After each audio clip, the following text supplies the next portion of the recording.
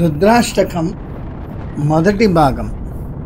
సూర్యోదయంలా వెలసే పరమశివుని రూపం. కార్తీక మాసం భూమి మీద వెలసే ప్రతి కిరణము ఒక మంత్రం. ఆ సూర్యోదయం వెనుక దాగి ఉంది కైలాసం.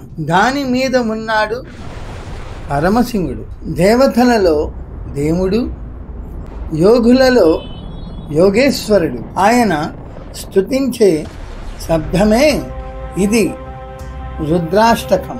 సూర్యకిరణాలు కైలాస శిఖరములు తాకగానే ఆకాశమంతా స్వర్ణకాంతితో నిండిపోతుంది. నిశ్శబ్దంలో ఒక మౌనం వినిపిస్తుంది. అది శివుని ఉనికే. తులసీదాస్ మహర్షి భక్తి సముద్రంలో మునిగిపోయిన ఆ మహాత్ముడు తన అంతరంగంలో శివుని దర్శించాడు. రూపం కాదు, తత్వం చూశాడు. ఆ తత్వం నుండి వెలసినవి 8 శ్లోకాలు రుద్రాష్టకంగా ప్రసిద్ధమైనవి. ఆయన ధ్యానం మధ్యలో తేలియాడుతున్న పుష్పాలు, తొడుగుతున్న కాంతులు, గాలిలో తేలుతున్న ఓంకారం, ఇవి అంతా శివుని ప్రేరణే. భక్తి నుండి జ్ఞానం పుట్టింది, జ్ఞానం నుండి స్తోత్రం పుట్టింది. ప్రతి పదం అగ్నిలా దహిస్తుంది, ప్రతి శబ్దం శాంతిని ప్రసాదిస్తుంది. శివలింగం చుట్టూ కదులుతున్న ఆ నీల మేఘ గోళాలు, అవి సృష్టి స్థితి లయ చక్రాలు. ఆ లింగం వెనుక వెలిగే ఓంకారం, అది జగత్తు యొక్క ప్రాణ నాదం. నిశ్శబ్దంలో భయంకరమైన శాంతి ఉంది. ఆ శాంతి వెనుక శివుని తత్వం ఉంది. నమస్కరిస్తున్నాను ఆ పరమేశ్వరుణ్ణి, ఆ నిర్వాణ రూపిణ్ణి, సర్వ వ్యాపకుడిని, అనంతుడిని. ఆయన నేత్రాలు మూసుకున్నవి కాదు, లోకమంతా చూస్తున్నవి. చంద్రుని కాంతి ఆయన జటలలో ఆడుతుంది.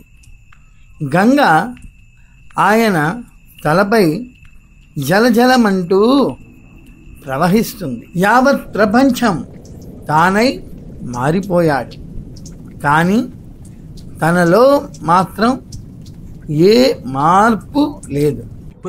అదే శివుని స్థితి. రూపం లేకున్నా అందరి హృదయాలలో వెలసే రూపమయుడే శివుడు. గంగ ప్రవహిస్తుంది, అది కేవలం జలం కాదు, భక్తి యొక్క ప్రవాహం. ఆ ప్రవాహంలో తేలుతూ వస్తున్న బిల్వ దళాలు మన సమర్పణకు సంకేతాలు. శివలింగం మీద తగిలే ప్రతి నీటి బిందువు మన పాపాలను శుద్ధి చేస్తుంది. భక్తి సత్యమైతే శివుడు దూరం కాదు, అతడే శివుడు. శంకరుడు, యోగేశ్వరుడు తన చేతిలో త్రిశూలం కేవలం ఆయుధం కాదు, సృష్టి స్థితి లయల సంకేతం. రుద్రాక్షలు ఆయన కంఠమును అలంకరించినవి కాదు, ప్రతి కన్నీటి బిందువు భక్తుల పట్ల ప్రేమే. పక్కన నిలిచిన నంది నిశ్శబ్దమైన భక్తి స్వరూపం. ఆయన చూపే ప్రతి దిశలో కాంతి విస్తరిస్తుంది. మౌనమే అతని భాష, జ్ఞానమే అతని రూపం. ఓం నమః శివాయ.